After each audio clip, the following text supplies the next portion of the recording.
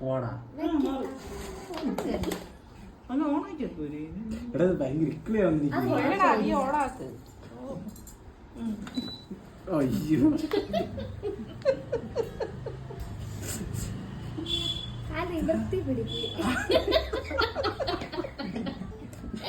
നിവൃത്തി പിടിക്കാൻ പറ്റണ്ടേ